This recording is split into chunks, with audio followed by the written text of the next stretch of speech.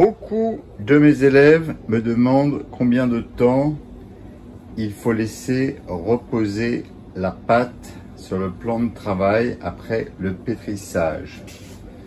On appelle la phase de pointage.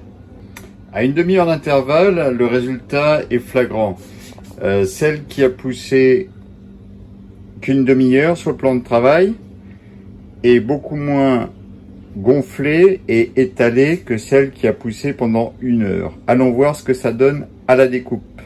Au bout d'une heure de repos sur le plan de travail, après le pétrissage, comme vous pouvez l'observer, vous aurez déjà un bel alvéolage, une belle maille glutamique, avec pas mal de gaz carbonique emprisonné dans la pâte.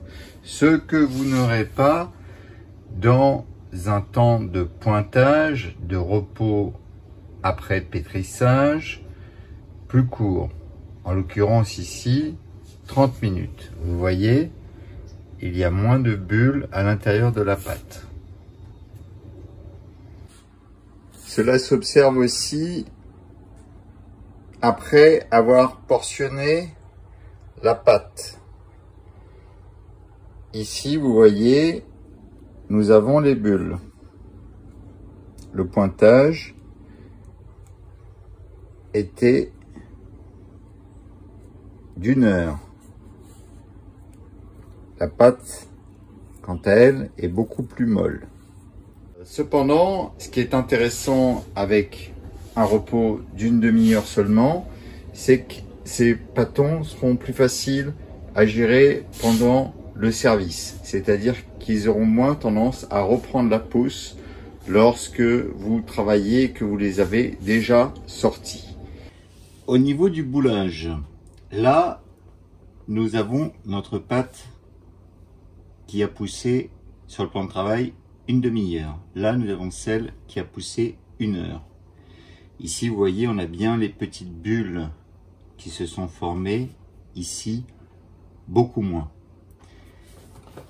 Au niveau du boulage, celle qui a poussé une demi-heure sera beaucoup plus facile à travailler, à bouler.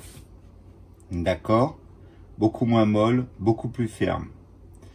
Cependant, elle va aussi avoir l'avantage et l'inconvénient de pousser beaucoup plus lentement. Donc l'avantage pour une fermentation lente, 48 à 72 heures. Et l'inconvénient, c'est que si vous devez la mettre en œuvre avant, à 24 heures, vous allez avoir une pâte qui va être trop ferme ou un peu trop ferme à travailler. Il faudra la sortir du réfrigérateur froid positif suffisamment à l'avance, c'est-à-dire une heure à l'avance. Ici, vous avez la pâte qui a poussé une heure sur le plan de travail, donc avec déjà les belles bulles d'air à l'intérieur, sauf que celle-ci, elle sera beaucoup plus difficile à travailler, car beaucoup plus molle. D'accord? Ça veut dire qu'aussi,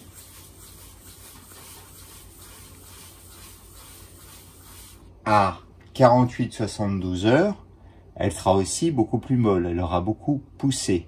Les pâtons seront collés dans le bac à pâtons, les uns aux autres, donc plus difficile à extraire, et à un moment donné, la maille glutamique se sera peut-être affaissée si vous êtes à 48 à 72 heures. Sauf que à 24 heures, ce sera parfait. Elle aura bien poussé et elle sera très facile à étaler. Ce qui ne sera pas le cas pour celle qui a poussé sur le plan de travail que 30 minutes. Encore une fois, si vous voulez une maturation lente, 48 à 72 heures, privilégiez un repos de 30 minutes. Si vous voulez une maturation courte, 24 heures, privilégiez un temps de repos sur plan de travail de 1 heure. Après boulage, une nouvelle fois, la différence est assez flagrante. Nous avons ici les pâtons qui ont pointé, donc reposé qu'une demi-heure sur le plan de travail. Et ici, nous avons les pâtons issus de la pâte qui a gonflé 1 heure sur le plan de travail après le pétrissage. Donc vous voyez, ces bâtons-là, ils sont moins ronds parce que beaucoup plus difficiles à travailler. Ça demandera une meilleure expertise, surtout pour les débutants. Ici, les bâtons sont beaucoup plus uniformes car plus faciles à travailler. Ça demandera moins d'expertise pour les débutants. Ensuite, vous voyez, ces bâtons-là, ils sont au bout d'1 heure de repos sur le plan de travail après le pétrissage. Ils sont beaucoup plus gonflés. Ceux-là le sont beaucoup moins. Ça veut dire qu'il faudra toujours considérer ce que vous souhaitez obtenir au final en termes de temps de maturation et votre rendement. C'est-à-dire, si vous voulez faire la pâte la veille pour le lendemain parce que vous avez un haut rendement ou une organisation à 24 heures, il faudra privilégier un temps de repos d'1 heure sur le plan de travail. Par contre, si vous ne connaissez pas votre rendement ou alors qu'il est variable et incertain et que vous souhaitez privilégier une maturation plus longue de 48 à 72 heures, il faudra bien entendu privilégier un temps de repos après pétrissage de 30 minutes seulement.